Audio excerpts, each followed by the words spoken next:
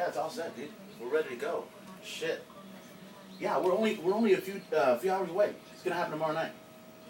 Oh yeah, everyone's looking forward to it. I mean, hell, I've been getting the phone calls, everything, been getting the emails. Everyone's been getting on my Facebook telling me they're all set for the show and everything. It's gonna be great. Yeah, we're all looking forward to it. Yeah, Periwinkle Massacre's final show. Hector will be there. Mondo, Matt, supposedly Joe may or may not be there. I don't know. I've been hearing a lot of things, but it's gonna happen. It's gonna be a great show. Can't wait. Yeah. Of course there's going to be a lot of hot chicks there. What do you expect? It's spring break, for crying out loud. Make up your fucking mind. Listen. Uh-oh. Listen, I'll have to call you back. Yeah, listen, I gotta... I'm on the air. Yes. My YouTube show is on right now, and I gotta do something about it. Yes. Yes, I gotta... Excuse me one second. Look, I gotta go. Yes. I'll talk to you later. No, I'm not gonna get laid with her monkey ass. Hell no. Last time you tried to set me up with that chick, she almost trapped me in a hotel room. Give me a fucking break. Look, I gotta go. See ya. Bye. Okay, sorry guys. I had no idea the camera was on. No fucking shit. Okay, most of you guys that probably figured this out is bullshit. Okay, I'm sorry.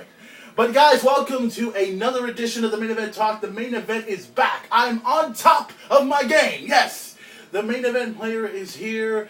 The Main Event Talk. I was supposed to produce this show last week. Could not because of certain things and certain formalities and everything else like that. But nonetheless, the Main Event Talk is back. I'm here. And guys, if you just heard me, we are hours away. We're almost 1 day away from the last and final show, 3/17/12. Today is 3/16.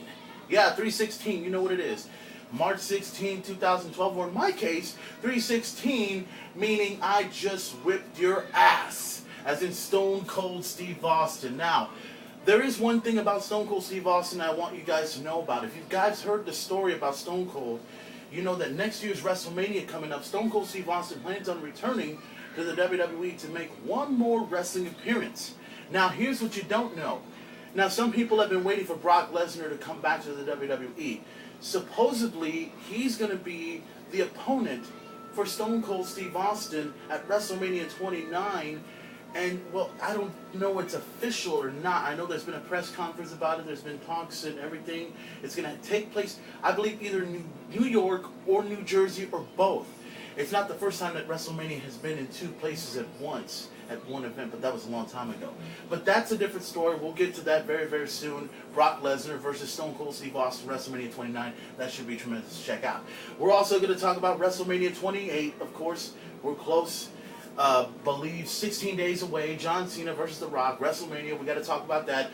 We also, like I also said, Periwinkle Massacre show is happening in 1 day away, one night away from seeing 6 of the most talented individuals you'll ever see in this lifetime play at Theo's Billiards. If you guys have not had a chance to see them, go over to Theo's Billiards Saturday night and check them out for the last and final time. It's going to be tremendous. Everyone's going to be having their Wink shirts on. Everyone's going to be having their Wink CDs and everything. Everyone's going to be having a great time at Theo's Billiards. Now, before the main event gets the show up and running, let's talk about, let's put a shout out to all the members of the Main Event Posse and Headbanger Incorporated who are probably at the beach right now, having a great time, throwing some sand at some people, drinking some beer, starting a bunch of fights. They'll probably show up on YouTube. You know how that shit goes. It shows up on YouTube. Like there's this one fight I remember seeing at the beach. I think somebody got arrested for that and a bunch of other shit like that. It's going to be, it could happen. I mean, you never know. You go on YouTube and say, hey, wait a minute. Didn't I see that guy the other night? You know, he was fighting with this, fighting with that, some bitch, and blah, blah, blah, and everything like that.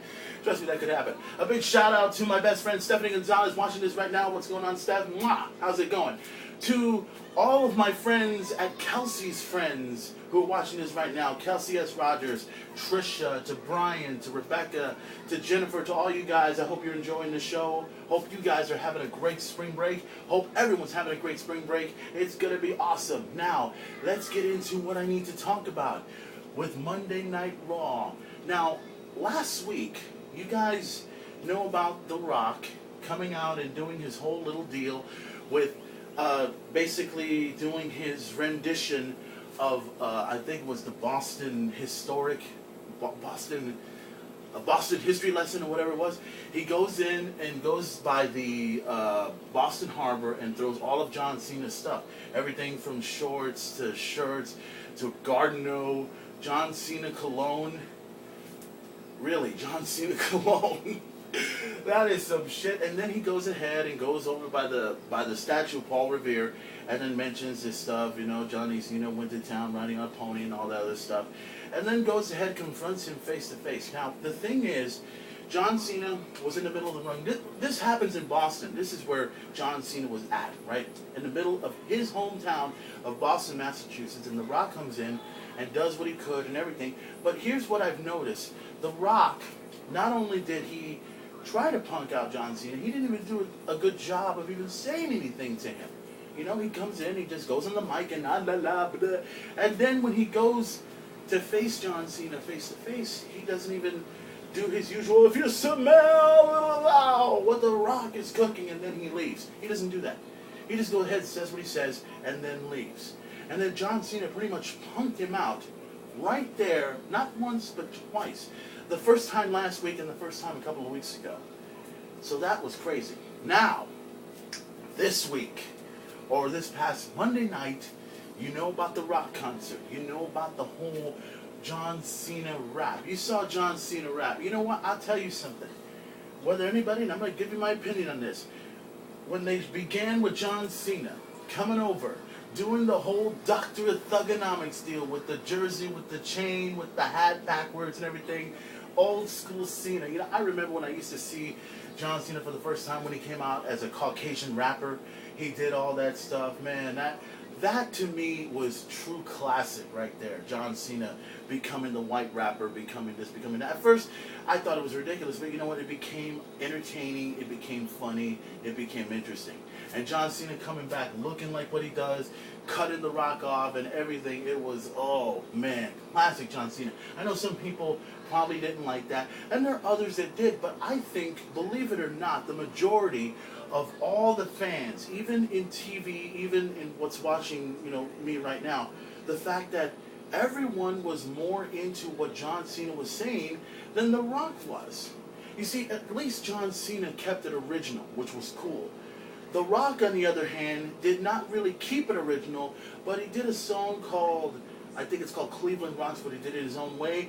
Basically, it's a parodying of a song that we know. You know how The Rock had did his own concert, right, a few years ago, back in 2003? He comes with the acoustic, he comes in and starts singing a song about something that sounds familiar. Like, for instance, he did a song called, it's a song called Kansas City, but he does it Sacramento, right? And just to kind of give you a little hint, it kind of goes like this. Leaving Sacramento, Sacramento, there I go. That's how it goes. Leaving Sacramento, Sacramento, there I go. And then here's this part. They got some fat ass women and The Rock is gonna just say no. And then there's this one part I remember. Well, I might take a plane, I might take a train. How do you people live here? You must be insane. I don't want to get into more of that, but that's how my God, Vermin memorized that shit. No way. But anyways, that's what he said in 2003. Pretty much The Rock did the same thing that I knew exactly what he would do. He'd go out, he comes up with a song, he does something for something called Cleveland Rocks, and it worked. And even when he ended the show with doing that song, we will rock you, Cena sucks. You know, I was reading through some of the Facebook pages, and everyone agreed on the same thing. The Rock didn't keep it original. The Rock basically did something entertaining, and it was entertaining. I mean, let's be honest. The Rock is the most electrifying man in all of entertainment. He's going to be funny. He's going to say this. He's going to say that. He's going to keep us all on our toes. But once again, it's back to the point that I have been talking about before. Now, some of you guys that have read through my pages know that even though The Rock is back, and even though The Rock is being entertaining, there's a lot of people that really don't like the idea of The Rock being back because he's basically hogging the spotlight a whole lot more and he hasn't even wrestled. And a lot of people, and this is the truth, whether